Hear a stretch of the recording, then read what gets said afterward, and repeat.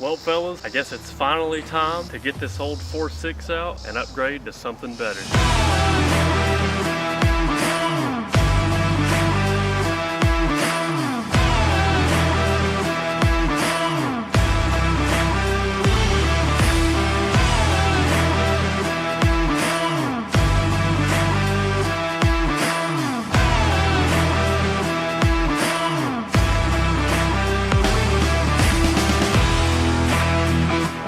Last time we're going to be looking at the bird with its original engine. Reckon it's time to finally upgrade so we can push some more power. You know, it's pretty amazing what the stock 4.6 has been capable of. Slapped a 70mm turbo on it and we've shoved like 12 pounds of boost through it, and we've ripped on it countless times. No failures, nothing. This thing has just been held up super reliable. That's as far as we can take it without blowing it up. So let's go show you what we're putting in it. And here she is, a freshly built forged 4.6. This thing is gonna push some serious power. I have a complete build video on this on the channel already if you wanna check that out. But it's time to get this thing situated on jack stands and get it ready for its new home for a couple weeks.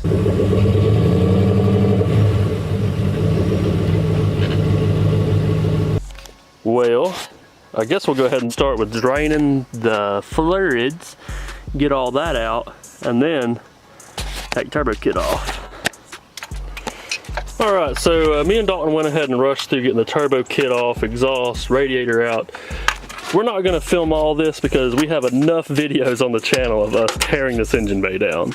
So we're gonna go ahead and try to get this just knocked out, get it ready to be pulled so we can focus on the new stuff. Well fellas, the next day, me and Dalton pretty much got everything squared away. As you can tell, everything on the top of the engine is disconnected. We're gonna be able to get most of this out of the way. All this is disconnected, it'll just lay over and then we'll be able to pull the engine out. Bell housing bolt's already out, starter's already out. Really the only thing left is motor mounts. If I find any grounds on the bottom of the engine, which I know there's somewhere down there, and this power steering pump's gotta be disconnected. And then other than that, I mean, we're ready to go. All right, fellas, we're locked and loaded. We got the ratchet straps hooked up to the engine hoist in the grass. I don't think a single thing could go wrong right now. What are we gonna have here?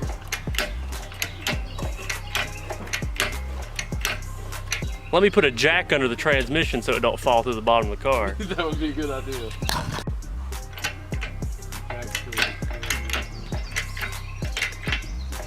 The Harbor Freight jack stands.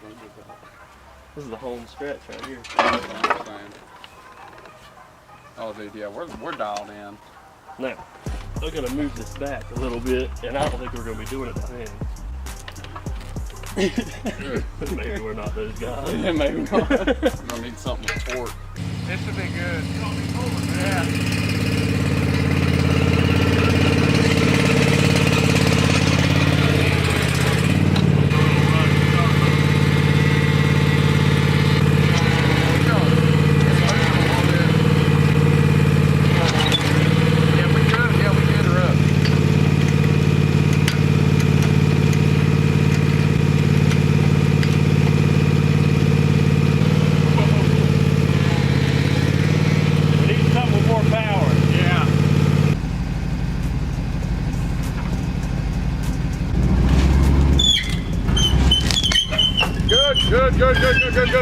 Good. Let's go. We got the engine out easy. Suburban handle it every day. Here we are in the engine bay. That's looking pretty bad. Trans is still looking clean mint. I'm gonna go ahead and sit this thing down and get it moved somewhere. Try to find a tire to set it on, and then I can start cleaning up this engine bay. So I got a lot of the wiring harness pulled out. I got the battery harness over there. The engine wiring harness and trans harness is under the car, tucked up in a bag, sealed off. Some of this other harness stuff is pretty tough to get out. I was thinking maybe I could just disconnect everything, but it runs and snakes all through here, so that's gonna be a little bit harder.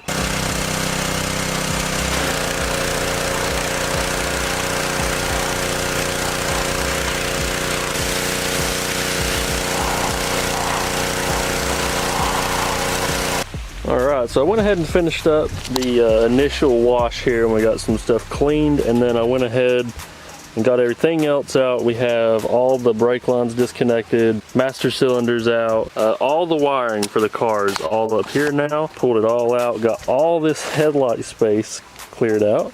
We need a new header panel anyways because it is broken in half, and I've been waiting to fix this for years.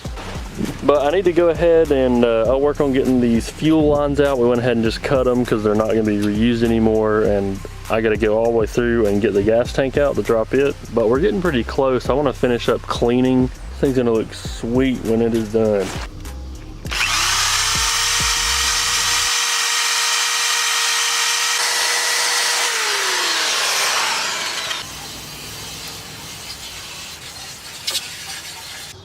So I've went around and sanded a couple spots, you know, just smoothing some of this out where there was some bad paint, fixing it up.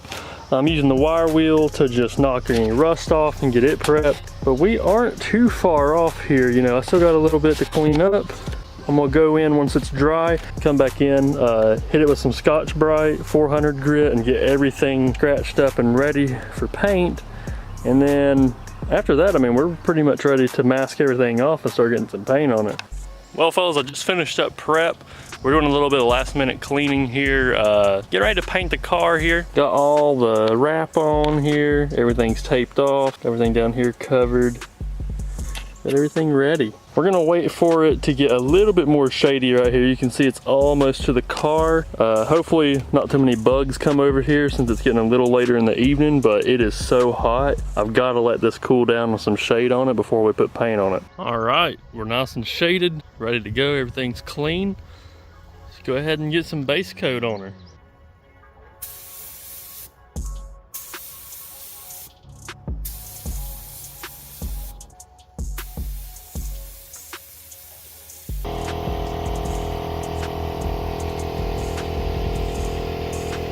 All right, fellas, we got 3 coats of white put on here. This is looking clean.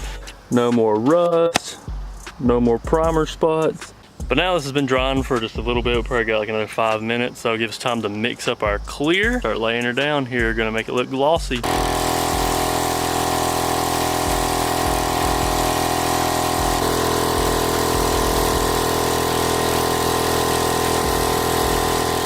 And here we go. After 2 heavy coats of clear, we're done. She is looking shiny. Definitely picks up the shine a lot better on camera. But this looks way better. Besides this one spot where I accidentally touched the old britches to it. Got a lot of blue jean in there. Luckily that's behind the bumper. Never gonna see it anyways. But I'm gonna go in here, let it dry just a little bit more. It's been a couple minutes. We're gonna take the tape and pull it off. We'll check it all out, see how it looks in the sun in the morning.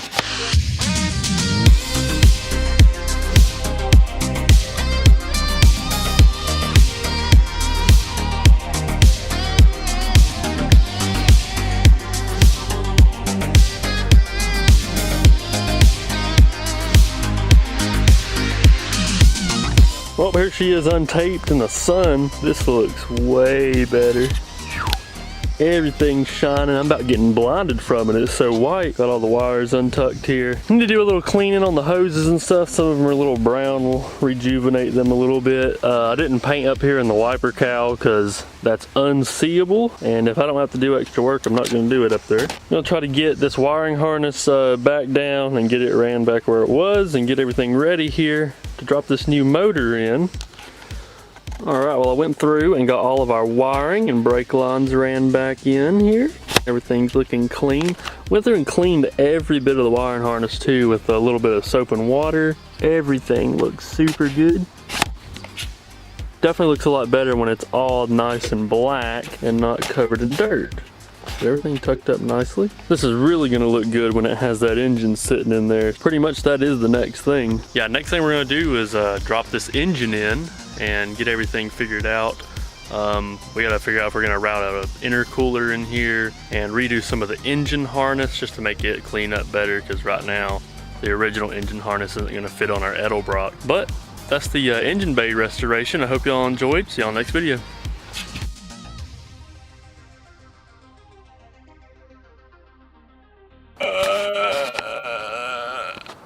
You look solid black on the camera. Oh, I am.